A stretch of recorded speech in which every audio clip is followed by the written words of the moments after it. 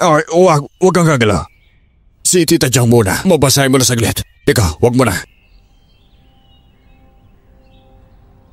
Ay.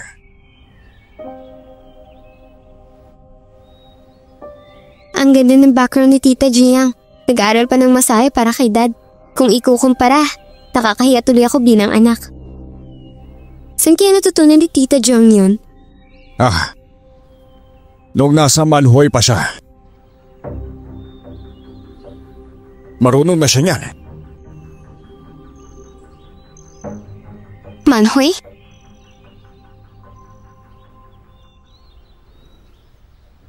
Pa, sa kakaisip mo sa grupo, matagal nang hindi magandang lagay mo. Baka akala mo kinakampihan ko si Gumi niyan, pero ayokong makita na si Dad kayod para sa grupo. Tapos sa huli, wala ring mapapala. Mas mabuting makipag-ayos na lang ngayon para makuha ang pinakamagandang terms. Yung best para sa grupo at para sa'yo.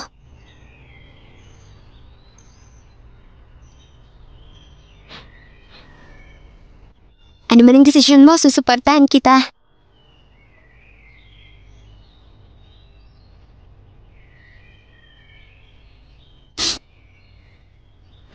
Pumasok na. Malamig na.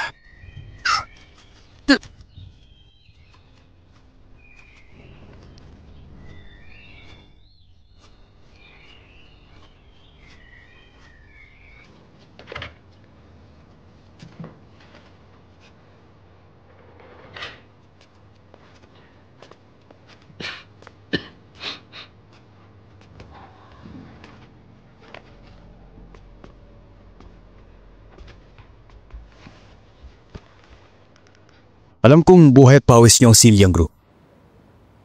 Naglagay ako ng ilang dagdag na terms.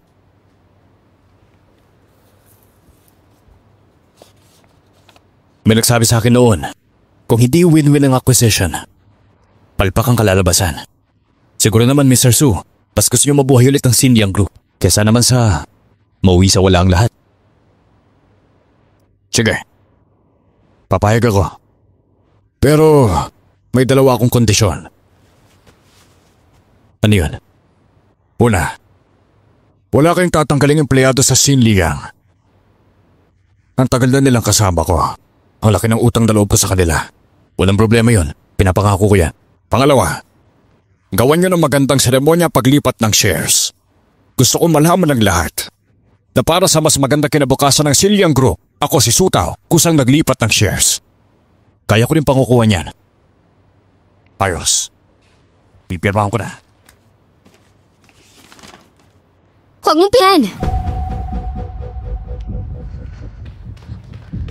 Honey, huwag mong pirmahan. Bungayin ang buong buhay mo, pagod.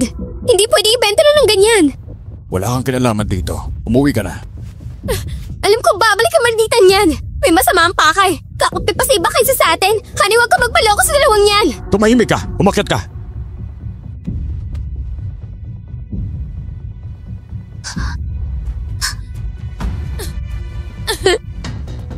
Jiang Wanni, hindi pa dyan nagtatapos.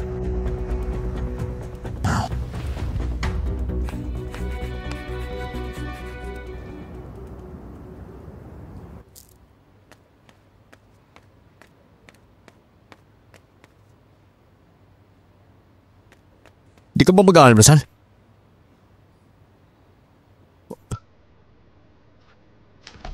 Oh, huy, saan ka pupunta?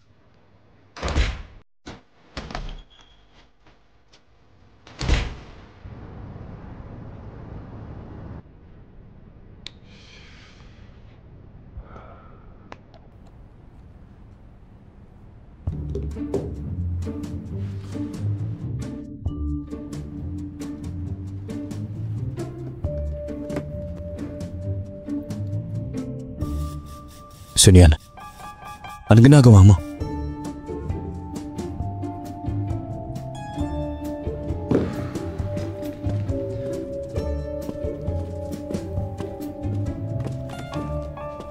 Mr. Gu, pakipirma po.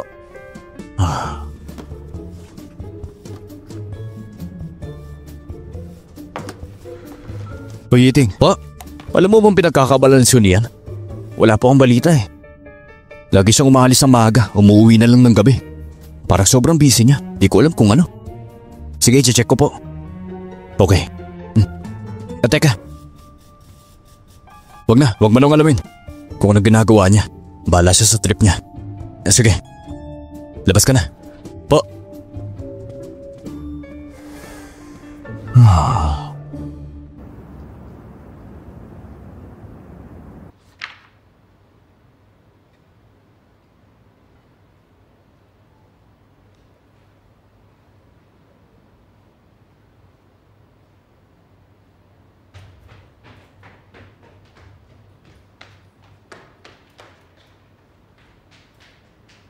Saan ka pupunta?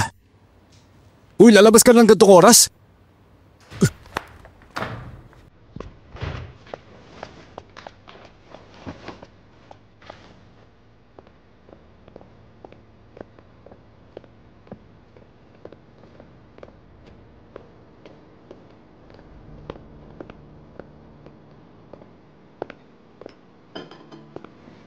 Mister. Maupo po kayo. Miso, ang hawak lang natin, pangalan at workplace 20 years ago. Pangalan lang ng kumpanya noon. Paghihimayin ng sangkatutak na records. Sobrang bigat ang trabaho niyan. Masyado ring mababa yun na pag-usapang presyo. Hindi talaga kakasya rito.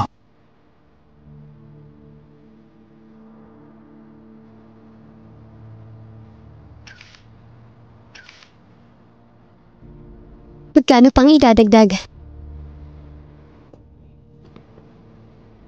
May papacheck ako sa inyo. Isasend ko yung litrato mamaya.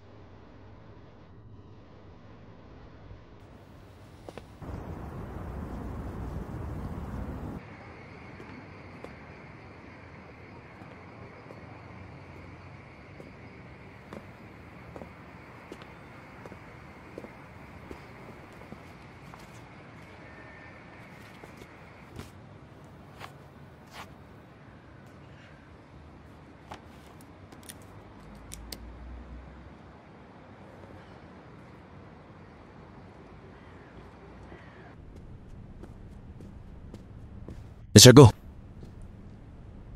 Nahanap niya ng info sa lalaking yon? Hindi pa.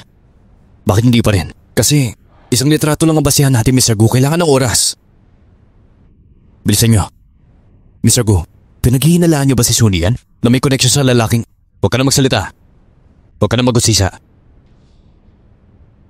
Tapusin niyo agad. Opo.